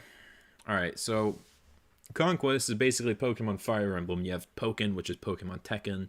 You have a couple of other games like Pokemon Picross, just Pokemon plus Picross. This is Pokemon Fire Emblem. It gets one thing really well. The presentation is fantastic. The artwork looks gorgeous. The soundtrack is amazing. That's about it. I didn't think the gameplay was very engaging. Maybe it's just because I suck at these tactical RPGs, but a lot of them just felt really annoying. Some ones that stood out was the fighting type ones where they just kept hitting you out of bounds. Ice types where they kept trapping you. And the dark type one where everything had snarl and everything you did missed. And you know that one, I know they're kind of hated on now, but you know that one clip of Game Grumps where it's like, I fired, I missed, I fired again, I missed, I passed out, I ate another popsicle, I missed. You know, that is literally, that video clip. That is Pokemon Conquest in a fucking nutshell. Even when I use cheats to, like, make my starter an Eevee and, like, have the stupid little girl, instead of having a Jigglypuff, she had a ride on. I didn't have any fun with this game. It's not bad, though. It's, like, I put it top of D tier. That's Conquest. I know that's probably going to be not very popular opinions here. I know. That's understandable if you're getting mad at this, like, what's his name? Mr. One-Ups makes some fantastic videos, but his takes piss me off. So I get it's a hard time watching his videos sometimes. So that's Gen 5. I don't really like Gen 5. I used to like it a lot as a kid, but now Gen 5 was weird. As a kid was weird. At first I thought it was going to be really stupid, but then I kind of enjoyed the game. And then I really enjoyed it as a teenager, and now I'm back to not liking it, mostly because Gen 5 fans are the new Gen 1ers, in my opinion. But now we get to the quote-unquote Pokemon Dark Ages, because they went 3D, and they should never go 3D. They should be 2D, because they have so much personality. They should look Like, what was that game called? Octopath Traveler. If you ever say that, you should shut the fuck up. I don't know. Pokemon games look the best when they're 3D. It's just that the problem is the new ones don't do it well. Anyways, Pokemon X and Y. These are some of the most hated Pokemon games, but you know what? I played them. They're basically a more tolerable version of Pokemon Black and White. They're forgettable, but they're the kind of forgettable where you don't remember a lot of the stuff that happens in the game, and then you replay it and you're like, oh yeah, that happened. Like the Pokeball Factory, the little power plant, a couple of other things, like Lumio City as a whole. It's like, oh, that was cool. I completely forgot about it. That was kind of cool. And then you go back to forgetting about it as a pretty wide amount of Pokemon. I thought X and Y was fun. I thought revisiting it was a fun experience, so... I know that it's not particularly great, but I'm going to put it at the bottom of B tier. That's, I know, Black and White in D tier. I put oh no, I put X and Y above, so, okay, you know what? This would be C tier, but there is one thing that this game introduced that amazing. That was the bottom screen is so good. First off, you have the best online system. Then you have Pokemon and Me, which is, out of all the little Pokemon mini games you can play with your Pokemon, easily the best. And then there's, what was it called? The Super Training, which is, it's not the fastest way to EV train. I think the power items beat that, but they're the most fun way to EV train. So it was easy to focus on making your Pokemon more unique. You got to play with them. Pokemon have never been more engaging than this game. So you know what? Fuck it. They're staying in B tier. I'm tired of the X and Y slander. They're not that bad. I always thought they weren't that bad, and I still don't think they're that bad. ORAS. So you basically take Ruby and Sapphire, but all of the great quality of life shit that was in X and Y, and you get one of my favorite games. Other than the Battle Mansion, this is like peak Pokemon. I fucking love this game. This also let me use some of my Pokemon that I always wanted to use as a kid, but never could, and now I do. Like Swampert, and Metagross, and Groudon, and Slacking, and Gardevoir. But I didn't really want to use Gardevoir as a kid, but I was a fucking teenager, so of course I wanted to use Gardevoir, but Alakazam's still better. And despite the fact that my team in this game was very simple, it's still one of my favorite teams that I've ever had. I love ORAS. I'm sorry, I'm not going to apologize for that. I love this game a lot. Pokemon Go. I think the Pokemon Go experience, if you weren't there, was so cool. Never before has it been cooler to play be a Pokemon fan than when Pokemon Go came out. And never has it been a worse time to be a Pokemon fan than this era. But we will talk about that in a second. Pokemon Go is such a cool experience. And back when I had a very physically demanding job, I just turned the radar on and got a lot of shit done with this game. It was fun. I'll put it right there. Pokemon Go is good. Good game. Pokken Tournament. So here's another reason why I like Generation 6. They had some good-ass spin-offs. They had a Pokemon fighting game and Pokemon Go. Awesome. Now, this game is a bit outdated. Like Mario Kart 8, just play the deluxe version. However, back during the day, this was a really cool game. Now, I did have some grievances. For instance, I didn't like the DLC. Like, I thought Scizor and Darkrai were great picks, but Krogunk and Empoleon were fucking terrible. But I couldn't use any of them at the time because they were only in the arcades. So if you were if you were Japanese and you had access to the arcades, you were good to go. But if you were if you were an American with a broken heart because they excluded Swampert from your favorite game of all time, you were pissed. But you know what? It was still a fun game. The super hyper realistic Pokemon was always awesome. I like Pokken Tournament still. I'm going to put it like right there. I like this game a lot. And might as well just do Pokken Tournament Deluxe. Just play Pokken Tournament Deluxe. It has a better roster. I don't know if it has a better story, but it's a pretty good game. And the DLC is actually really good. They only have 2 characters, but Aegislash and Blastoise are great. Yeah, sure, that means Venusaur got cucked, as well as Swampert. I don't mind it as much for some reason as Swampert getting cucked, so I don't know. Anyways... Maybe it's because he was in Pokemon Unite. Pokemon Picross is Pokemon Picross. I played it a little bit. Thought the professor looked kind of funny, but like otherwise, it's alright, man. It's okay. You know what? I'll be fair. I'll put this up here, and I'll put these right there. There you go. I feel like that makes it a little better. Does that look better? Yeah, that looks better. They're good games. They're good games. I just, yeah, okay. All right. I feel like that's a little better. This is Pokemon Super Mystery Dungeon. So I got back into Mystery Dungeon as soon as this game came out, and I was so excited. A new Mystery Dungeon. I'm sorry. I know I might be alone on this, but I fucking hate this game. Okay, so why is it that whenever people talk about Toy Story 3, they're like, Toy Story 3 sucks, it's Toy Story... They stole the story from Toy Story 2. Or like the Force Awakens, they stole the story from A New Hope. But they don't do that with this game. Like, this game's clearly stole the entire story from this game. The problem is they don't have good characters, and it's just way worse. The only thing that they added that was new, that was interesting, was the first section with the school, which was... I hated it. I fucking hated that section. Stop putting schools in video games and treat me like a goddamn child.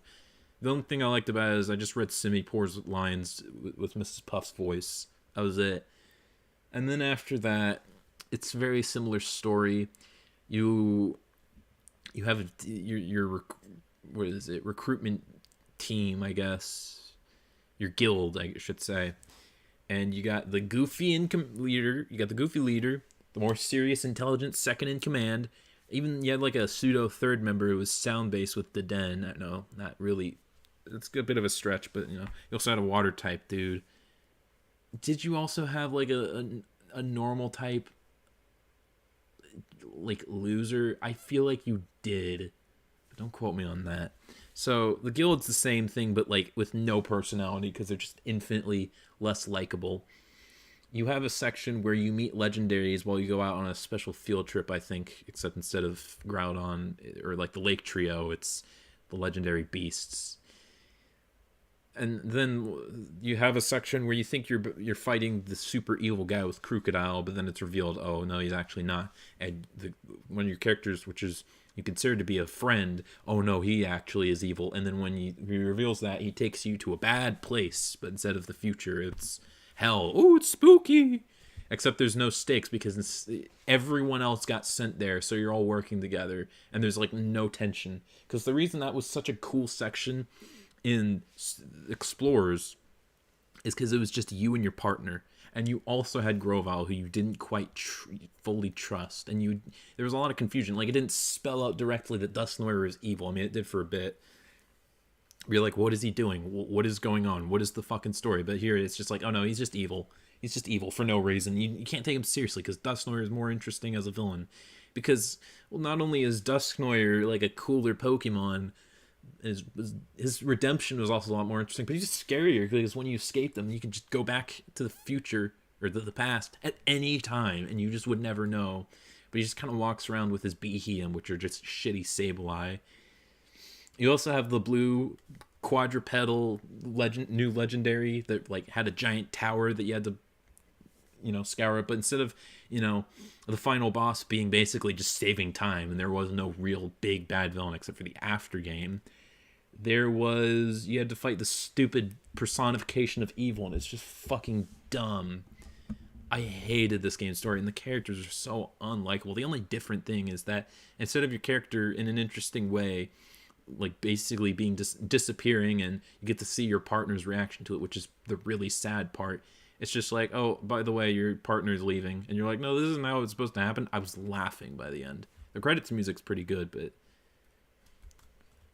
this game I just did not enjoy it. And then I really hate the recruitment because it's like through social media. You do a quest for a Pokemon and that's it. You only get one Pokemon each. So with the exception of your starters, evolving Pokemon, pointless. Don't bother doing it because you can just recruit any Pokemon.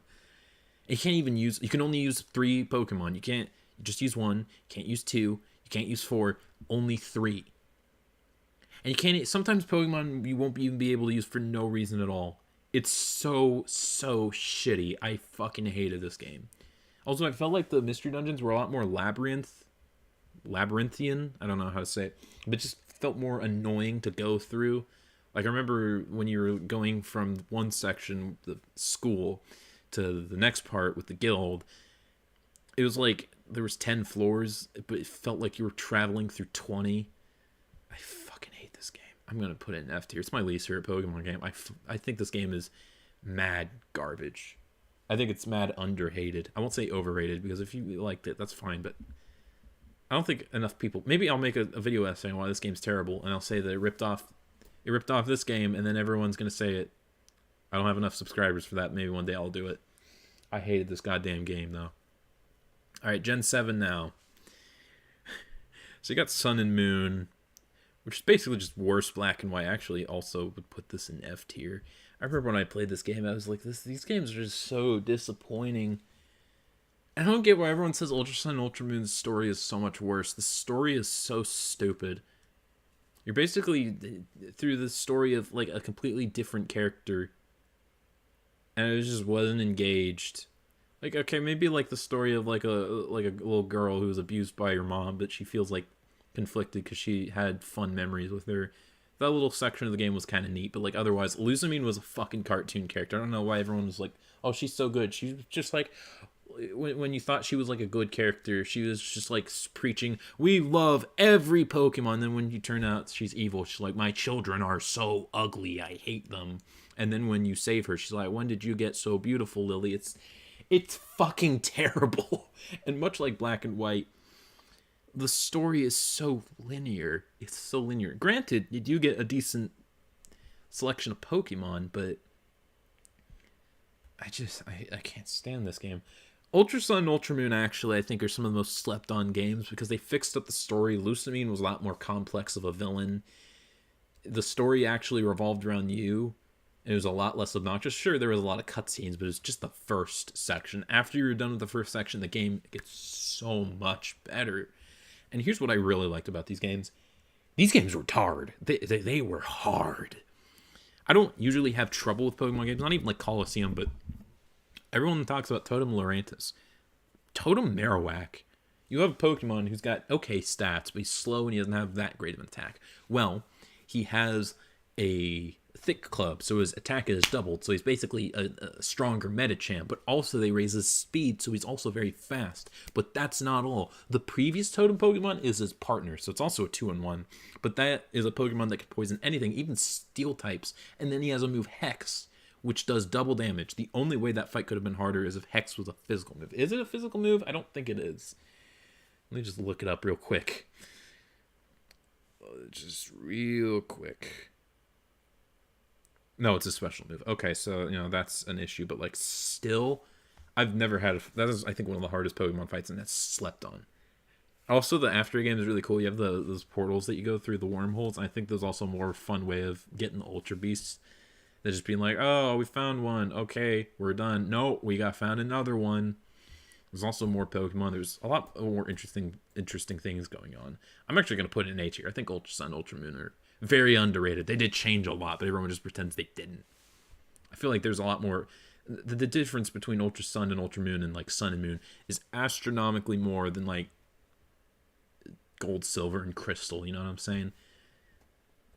I don't know. I think it's just because like the differences aren't as obvious with Black as they are with Black and White 2. But they're both pretty good sequels. I feel like they're both as valid. Ooh, Let's Go Pikachu and Eevee. Now, this game does have its strengths. First off, modifying stats can be kind of fun. The game looks fantastic. It's by far the best looking 3D model Pokemon game.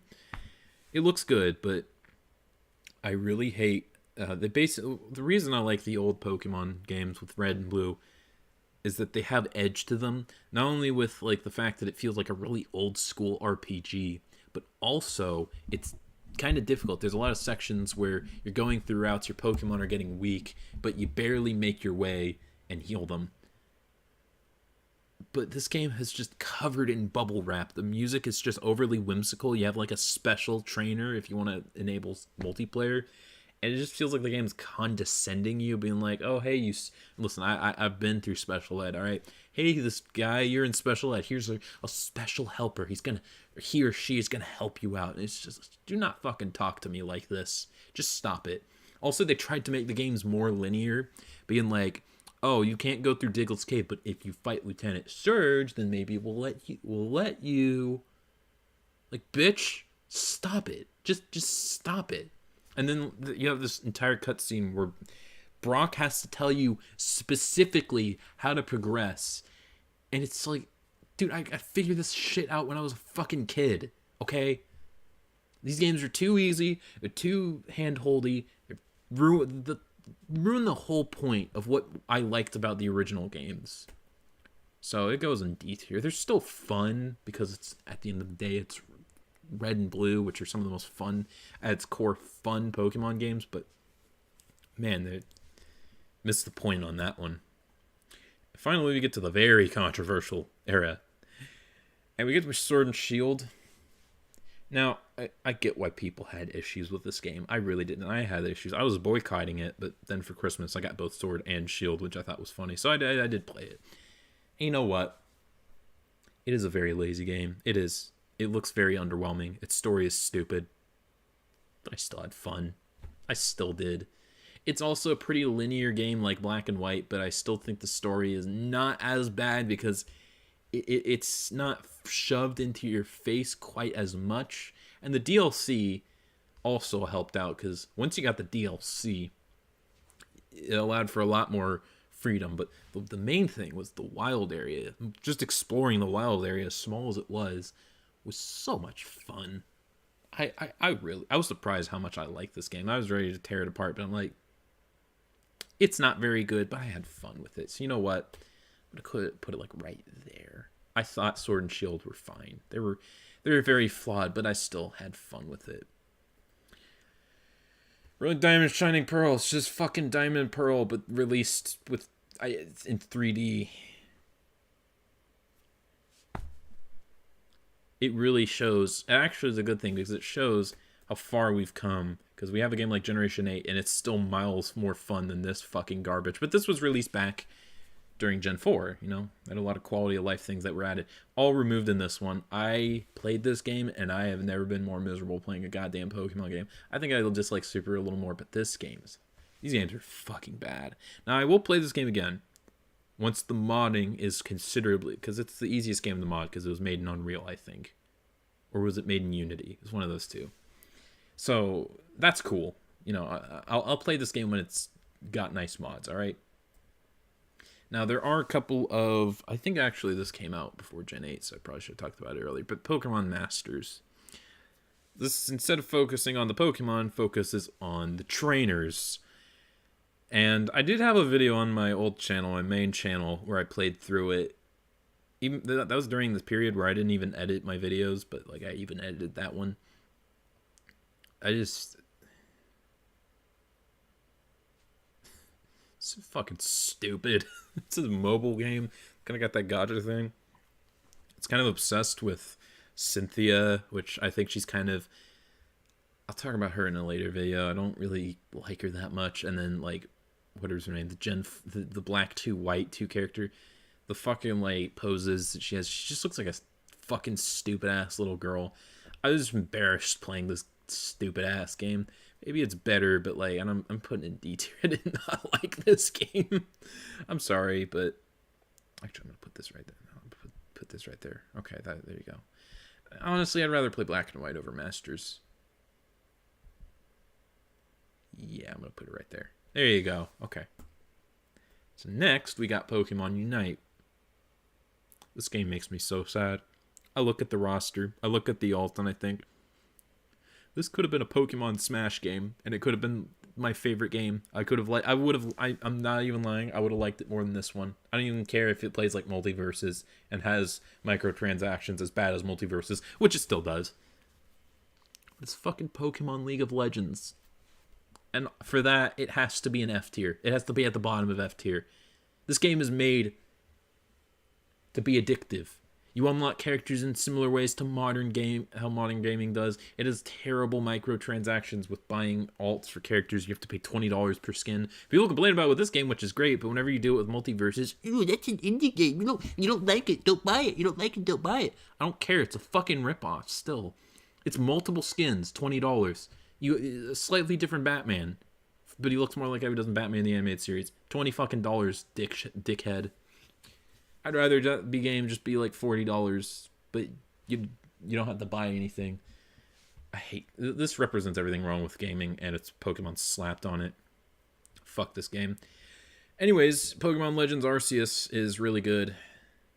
I hate to say it, but I never finished this game. I got pretty far into it, and then right before Scarlet and Violet was coming out, I'm like, I need to finish these goddamn games before they come out. And then I like beat Avalugg, and then I realized there's like a giant, like 8-hour long section of the game left, and I'm like, oh fuck, oh no, I can't do this, man, I can't. And I never came back because I just played Scarlet and Violet. They're still, I think, the best modern Pokemon games. Yeah, I mean, everyone agreed this is some of the most fun Pokemon games. Right there.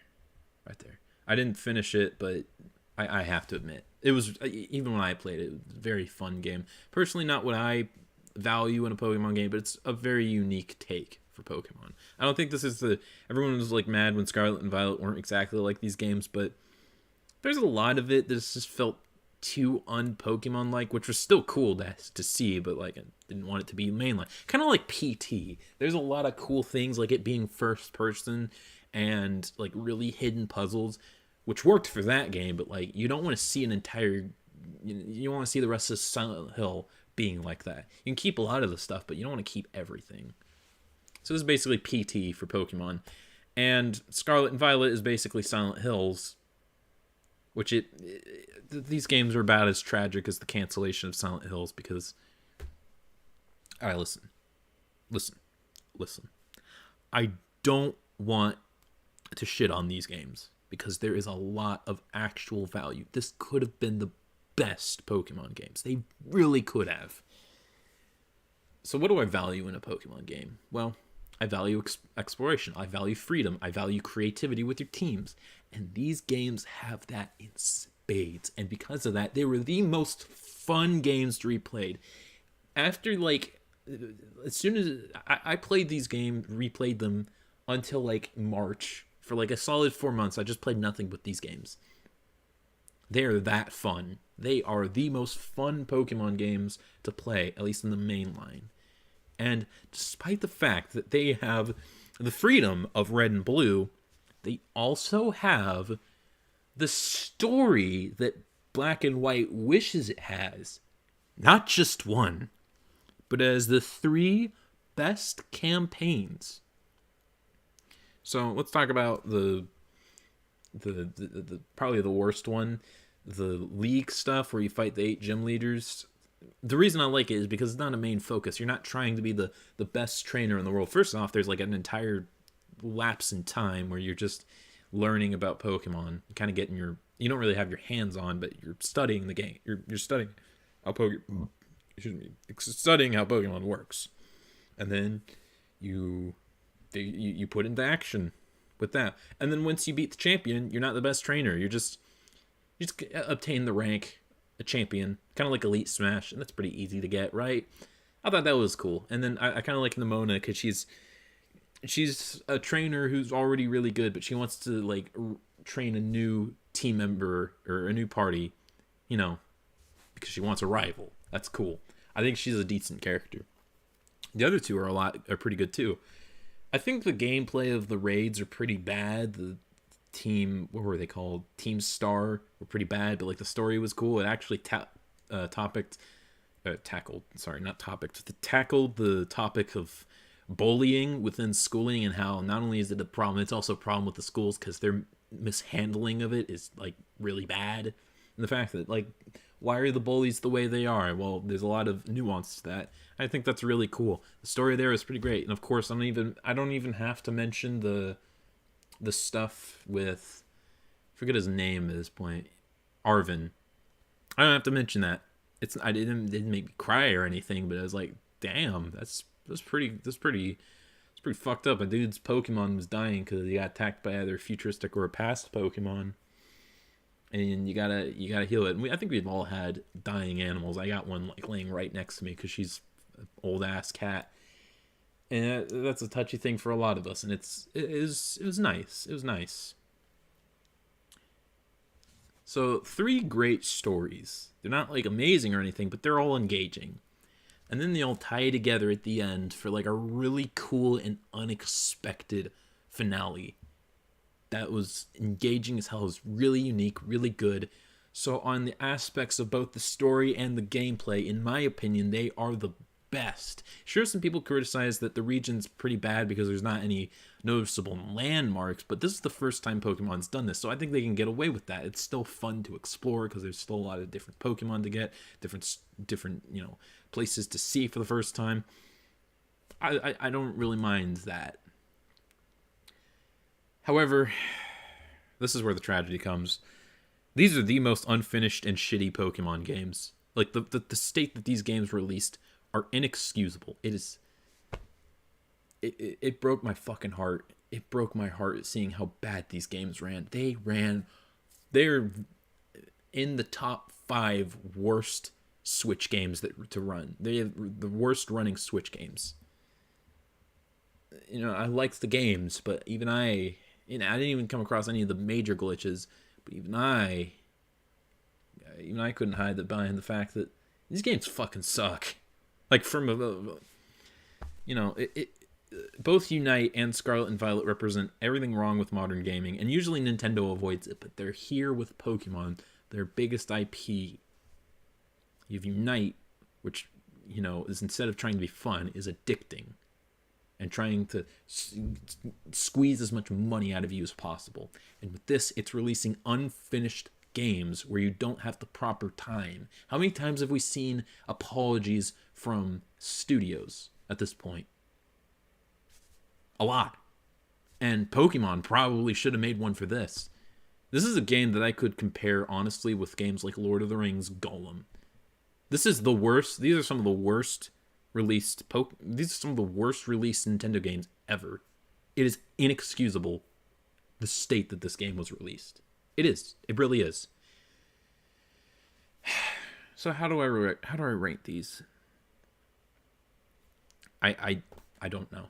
I don't know how to rank these games. I loved them. I loved playing them. I really did. They were some of my favorite games to play in the series. Everything that I love about Pokemon is in here. It's even easy to modify the stats. Everything I love in a Pokemon game is here.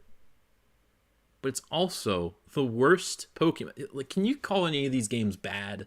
You can call them average. You can call them bland. You can't call them bad because they're fine games. These games are bad. They are bad. I hate the fact that I have to say that, but I do. The state that these games released in, inexcusable. There's no excuses. So I can't rank them. I can't rank these games here. I genuinely can't. So what I'm gonna have to do is, I don't know if I'm gonna put them right here or if I'm gonna put them right here. But I have to go with my gut and do N-A, non-applicable, because I can't rank these games. This game's too complex to rank. And I hate the fact that I have to put it at the bottom of the list, but I genuinely have to. I feel like I have to. I want to put them... Oh, wait. I want to put it, right here. I want to put it right here. I genuinely do. Because I want them to be with these games, but Game Freak's not going to fix these games at this point. I thought they were, but the sad thing is they are listening. A lot of the things that people criticize with, the past Pokemon, they updated the 3D models, they updated the animations. People criticized Sword and Shield for that. They fixed them a little bit. They improved on that. These games don't play like Sword and Shield. It feels like they're trying to innovate, evolve the franchise with these games and Legends Arceus. Legends Arceus and Scarlet Fire are the most innovative Pokemon games. So they are listening. But they just... It's still... I gotta put them, like, at the bottom. I hate to do it. I really don't like doing this. But it's gotta be done. It's gotta be done. And I'm gonna put it out as gray. Because that's the stuff that I'm not ranking. I'm not ranking Scarlet and Violet because this is too linear. It's like I rank a lot of things. When I review things, I put a lot of ratings on it, and I rate them a little differently. Like, S doesn't necessarily mean it's perfect, and even SSS doesn't mean it's perfect. And what happens if they release something that's even better than something else as an SNS? Well, it gets SSS as well. Doesn't make it like perfect, but so higher than what I would expect. I feel like there's a bit nuances in my rankings to where I think it's okay because I've kind of realizing that like a good reviewer doesn't need to put scores on stuff because things are too how should I say it, complex for something as simple as like a letter or a number. But usually I think it works. There's a couple of times where I'm inconsistent because, you can't represent your complex feelings on something with just a letter. But, at the end of the day, I usually don't feel too much on that, but this is one of those games where I can't put a letter on it. I can't give it a C because it just means it's okay. It's got humongous issues, but I can't give it an F because as bad of games as they are, they still have so much in it that I can't give them like an F or a D. I can't give them an S or an A because they don't deserve it. It's too complex of a game, so it has to be an NA. That kills me, but if they fix them, if the games actually look good, I didn't even mention the fact that these games don't look good. The 3D models themselves look good, but like the actual like environment looks like shit. If they fix that, and if the games ran fine, then they would be S easy. But you can't rank a beta as a finished product, and they're never gonna finish this game. So maybe the DLC, much like Security Breach, can fix that, but I don't know. The fact that it's not free, I don't know. I still haven't bought it yet. I don't know if I am. I'll have to wait for the reviews. I'm actually gonna wait for the reviews because while I did enjoy my time in Scarlet Violet, I feel guilty that I got it.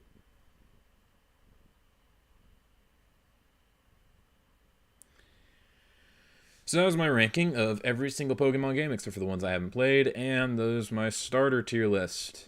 Am I wrong? Yes, except for Scarlet and Violet. Are you going to get mad at me? Probably.